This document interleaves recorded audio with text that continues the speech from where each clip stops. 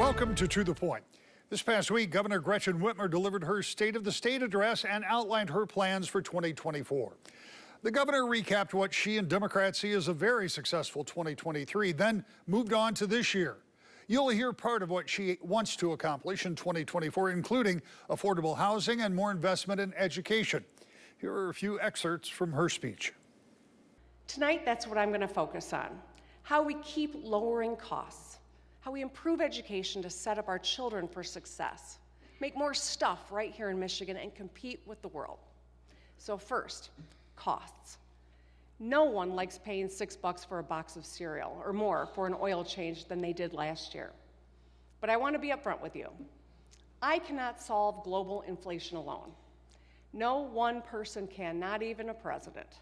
If you meet someone who says they have a secret plan to fix inflation, run the other way.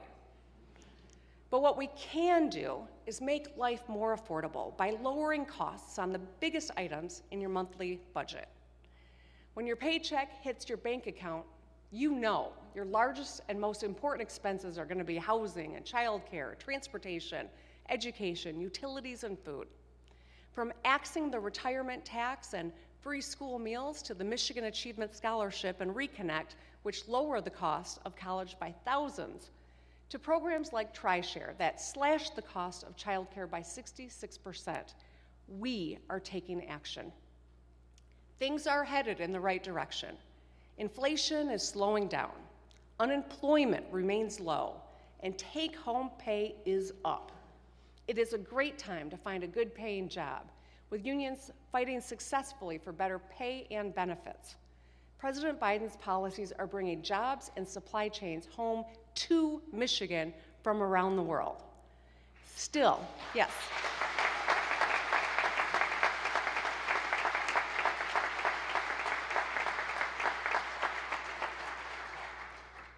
Still, Michiganders need more breathing room.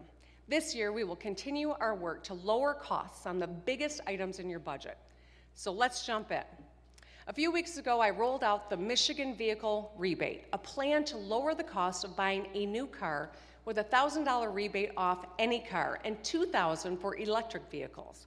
If it was assembled by a union, you get an extra $500, so that's up to $2,500 off. The My Vehicle Rebate would be offered at the point of sale, so you actually save money as you walk out of the dealership. Michigan's auto industry has been the backbone of our economy for a century, powered by the men and women of the UAW who negotiated and ratified a record contract last year.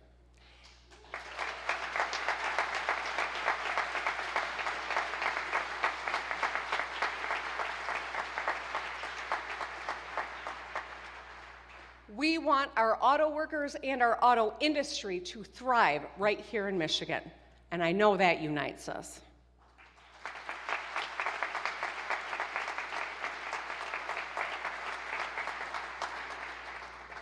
So let's help them both do what they do best, make the world's best cars and trucks. With the My Vehicle Rebate, we can lower costs and support the ongoing transition to an all-electric, union-made future. Next, housing. Usually the largest expense in anyone's budget. Right now, too many families spend more than half their income on their rent or mortgage. Our housing stock is old. Nearly half of all units in Michigan were built before 1970. Young people cite housing affordability as one of their top concerns. These are statewide challenges. In Traverse City, school districts need housing for teachers who have nowhere else to live. On the west side and in the UP, there just aren't enough homes for growing families. And I know Detroiters see higher rates when they re-sign. In other words, the rent is too damn high and we don't have enough damn housing.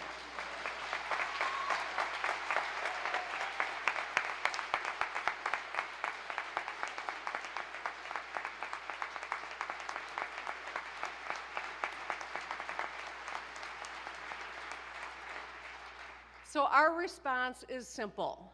Build, baby, build. Let's go.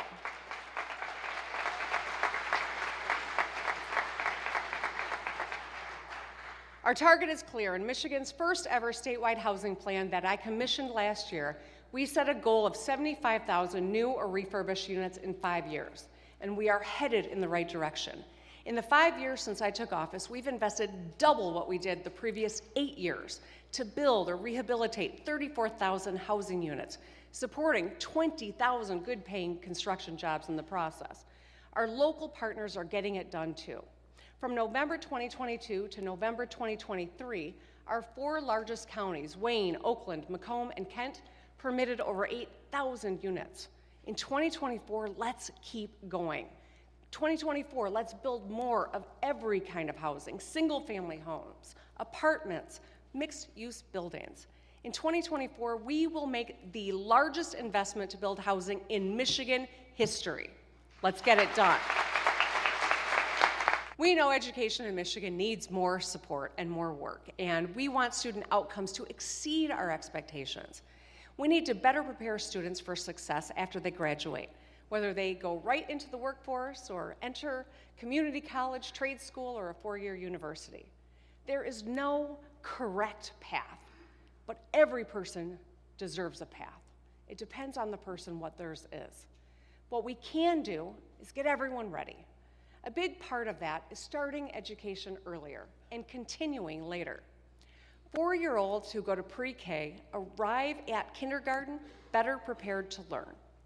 They're more likely to graduate, go to college, and earn more over their lifetime. And we know higher education or skills training leads to higher incomes. If you get an associate's degree, you can earn $23,000 more a year.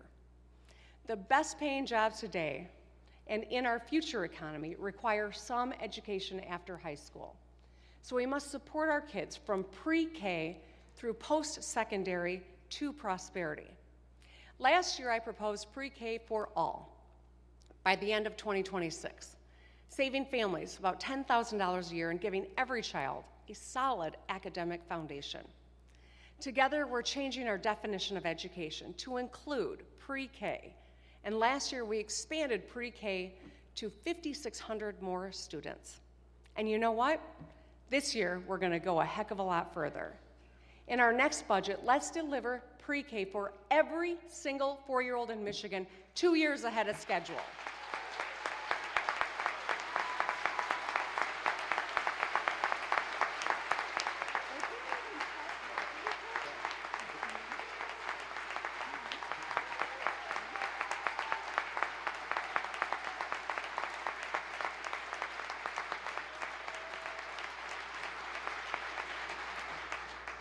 When we get this done, no matter who you are or where you come from or how much you make, your child can enroll in pre-K and be set up for success. So let this be a message to parents in other states. Come to Michigan.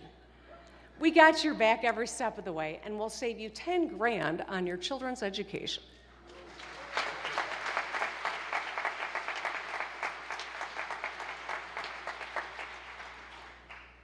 We need to be a state of lifelong learners, and we know that education does not end after high school graduation. And that's why we've lowered the cost of college with the Michigan Achievement Scholarship, saving thousands.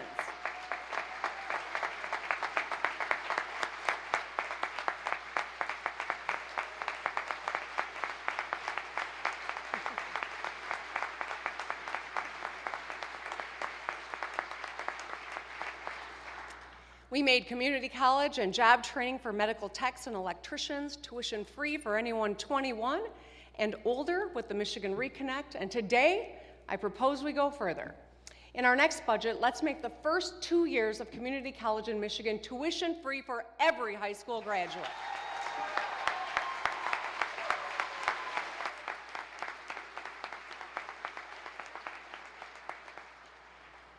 As Michiganders pursue an associate's degree or skills certificate at a community college, they can save an average of $4,000 on tuition. This is a transformational opportunity for graduating seniors and will help us achieve our 60 by 30 goal, having 60% of our adult population with post-secondary skills training or a degree by 2030. We are broadening our vision of education beyond K through 12.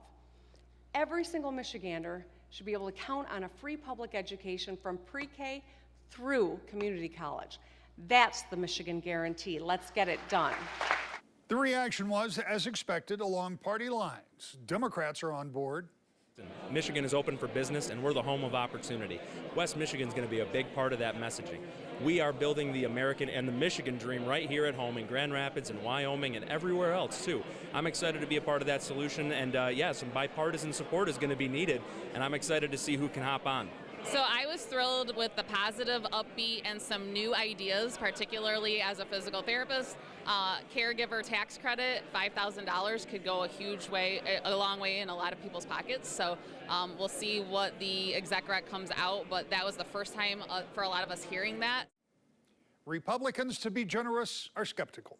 You know, looking at the things they did last year, the most disheartening in my mind. For instance, the green energy plan that is beyond California, New York, and it's really not attainable as a plan. And I think at the end of the day, Governor said it's going to save Michigan residents on their energy costs, and I believe it's going to skyrocket our energy costs. So if you're going to have higher taxes with a high inflation rate and families are already suffering, that's not okay. If you're going to increase regulations and fees and taxes on small businesses, family businesses, that's not okay. You can see the whole speech right now at woodtv.com. When we come back, an opposing view with Republican House Leader Matt Hall next. To the Point. Welcome back to the Point. Minority Republicans were unenthused during the governor's State of the State this past week. I asked Representative Matt Hall to explain why. Let's talk about State of the State. I spoke with you here at a round table previous to the State of the State. You talked about a number of things that you identified and others have identified as problems that needed to be dealt with in the state. We'll get to the question later if you think the governor addressed any of those. But first, let's talk about what some of the things she did address. And let's start with housing. The governor talked about $1.4 billion, and I'm a little unclear of what kind of housing that would be, but we know in this state we've got a real housing problem. So give me your perspective of that proposal to the degree that you know what it is. And of course, I will always follow with the question, where does the $1.4 billion come from? Right. Well, I think we probably start with that question because what we saw from Governor Whitmer last year, we had a record surplus. We had $9 billion, and the Democrats spent all of it last year. Now we're seeing new proposals from Governor Whitmer that are new spending proposals. And so that's kind of where I start with is, of course we need more housing in our state. It's one of the biggest problems that we have is I've worked to try to attract businesses to our state. One of the first questions those big employers ask is, where are we going to put these people? Where are they going to live? In Kalamazoo County and Calhoun County and Allegan County and across West Michigan, the areas that I've represented. And that's the problem, where are they going to live? So then what's screwed up is the way that things are with all this inflation during the Biden administration is you can't build a house affordably. So now the cost of building homes that people want to live in is more expensive than what they can afford, because what you're seeing in Michigan is as inflation has gone up, incomes are not keeping up. People's incomes are not growing in Michigan. And part of that is because Governor Whitmer's strategy has been attracting low-wage jobs with major checks. I mean, we're talking hundreds of millions of dollars. The Ford deal in Marshall was $1.7 billion. What I would do instead is I would back up, stop writing these checks to big corporations, and instead work on the fundamentals, set priorities that fix education, that fix our infrastructure, things that make Michigan a more attractive state to those high-wage jobs. And if you have high-wage jobs, then people can afford they can afford to buy the homes. But for now, when you don't have them, government has to step in and start helping so we can build houses for people to live in. I would just say Governor Whitmer did not lay out how we're going to pay for that, and rather than new taxes, we need to look at our budget and we need to reprioritize, like John Ricolta, the chair of her own handpicked population council, said. Go look at your priorities because they're programs that have been around for decades that might not be as important as that. So that's the key, though, is Governor Whitmer didn't say how we'd pay for it. I don't want to put words in your mouth. So what I heard was, yes, we need housing. Yes, government can play a role in that, but it's got to be financed with existing money. Is that pretty much where you fall down on the governor's housing proposal? Exactly. If that's the priority, then you've got to make it a priority rather than just pile it on and then tax the people. We saw the income tax go up this year just to balance the budget that the Democrats put forward, the record $82 billion budget. We saw them do that. So I don't want to see a sales tax increase or an income tax increase or higher property taxes to pay for these kind of programs. I mean, when I started, it was $57 billion. That was the year Whitmer came in. We spent $57 billion in that budget. The one we just approved 5 years later was $82 billion. That's where that money can come from. If you agree that it's a priority, and if you can get Democrats, the governor, to work with you, will you work with them to try to find that money in the budget? Yeah, I think we need to work together.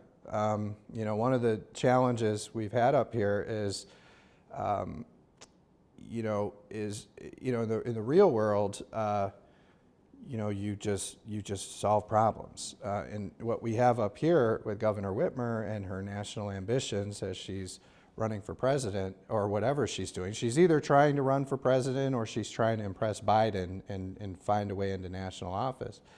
What we're seeing is our state does not have a economic growth strategy. And her own population council that she handpicked came out with a report that said that. They said Michigan needs an economic growth strategy. So the way I would start is, let's solve that problem. What is our economic growth strategy? And what they said is it needs to be coordinated. Coordinated means you work together, right? Coordinated isn't, I'm the governor and I'm just going to say this, which is what we're getting from her lately. But let's coordinate it. Let's work together. Let's come to an understanding of what that strategy is, and then let's lay out priorities that fit that strategy. What we see from Whitmer is, poll-tested ideas that are going to generate a lot of attention, but then when you look like her population council did over 5 years, we're still at the bottom across the country in education scores. Our roads are among the worst in the country, according to her own population council. People are leaving our state after going to our universities. These are the engineers and all these people getting educated, then leave.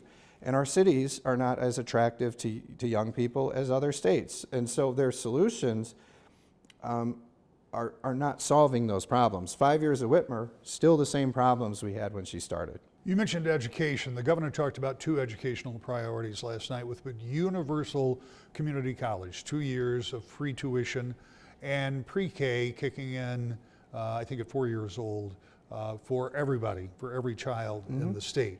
Now those are 2 education initiatives. Give me your take on those. Yeah, so it's the same idea is, yes, we need more people, more young people going into pre-K. Yes, we need more people going to community college. We need both of those things. The question is, how are we going to pay for it? And who are we going to pay to go? Because these are tax dollars. So, in the past under Governor Snyder and then the years of Governor Whitmer with a Republican majority in the House and Senate, you saw a push to fund pre-K for kids based on their financial need. Okay, and those programs exist today. And under Snyder, they set one bar, and then under Whitmer and a Republican legislature, we expanded it so more people were eligible. What we're talking about now is giving it for free to everyone. And I think the question is, okay, there's agreement that more people should be in pre-K, more kids, more people should get community college. The question is, who should pay for it? And how many people do they pay for? And, again, if you're setting priorities, I would say you want to fund it, but you only want to fund it for the people that need it, the ones that financially need it, to help them. What Whitmer proposes is give it to everyone. I don't think that's the right way to do it because there's a trade-off. You have to pay for it.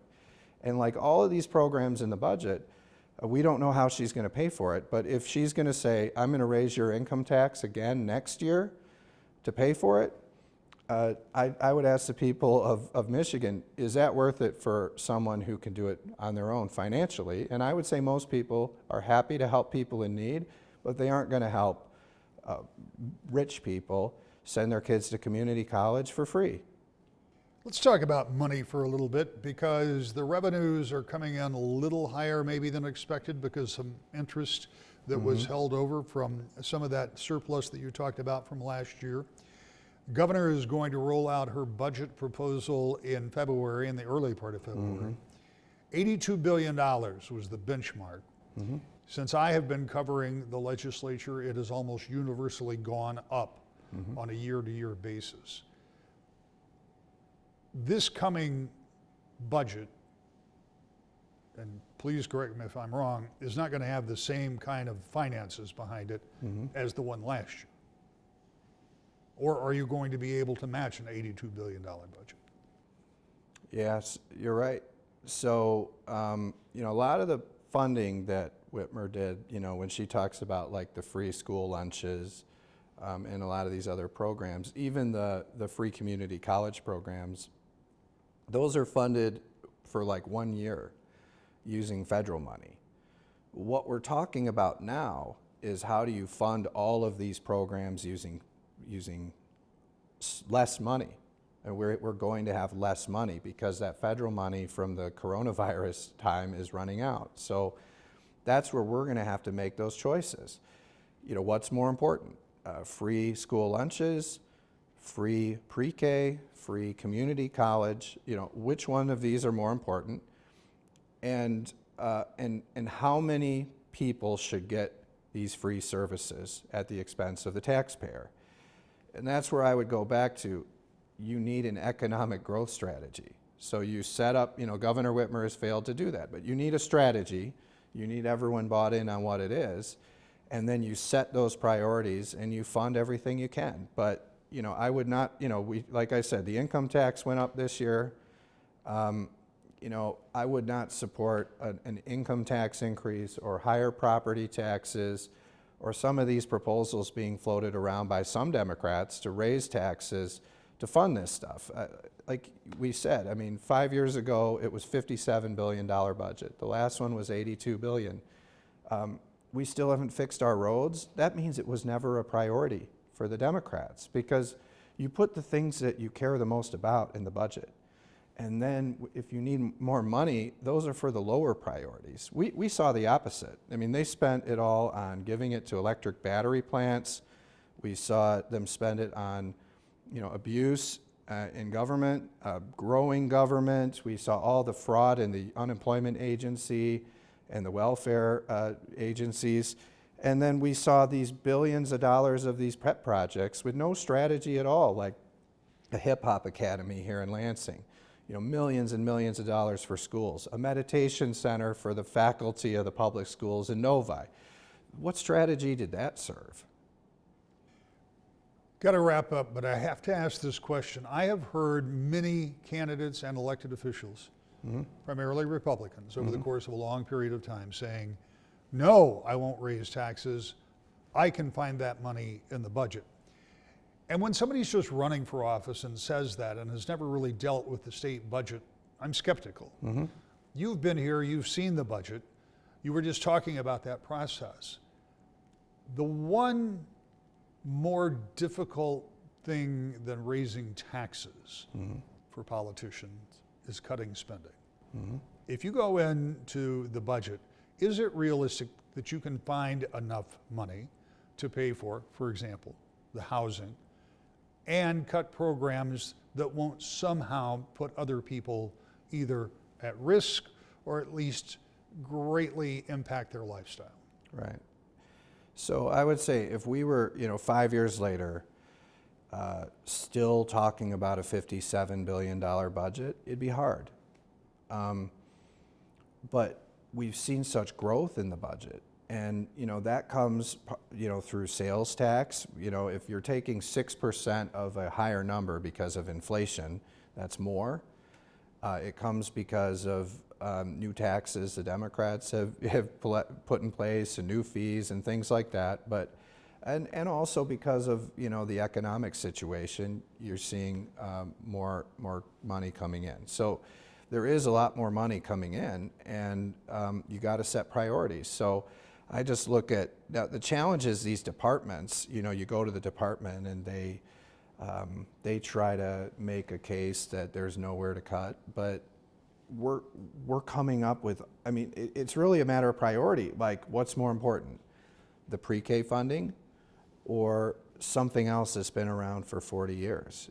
That's the decisions we're going to have to make. And if we're not serious about it, you're going to see what you see now, which is they grow, and then they come to the people soon for a tax increase on education or roads or all the things they should have been spending before. What I tell our team is, why don't we fund those things first? Why don't we fund roads and education and all those things first, and then go to the people of Michigan and say, we're going to ask you, do you want us to raise your taxes to pay for giving checks to electric battery plants, to big corporations? Do you want us to raise your taxes to expand welfare programs in the state? Do you want us to raise your taxes to pay for billions of dollars of earmarks like splash pads and pools? Is that what you want? And if they want that, fine. But my guess is what they want is they want us to focus on the important stuff first. And this government has that backwards. Democrats and Republicans don't see eye to eye, and that is nothing new. But is the divide in Lansing growing wider? Something we'll be watching. To the point.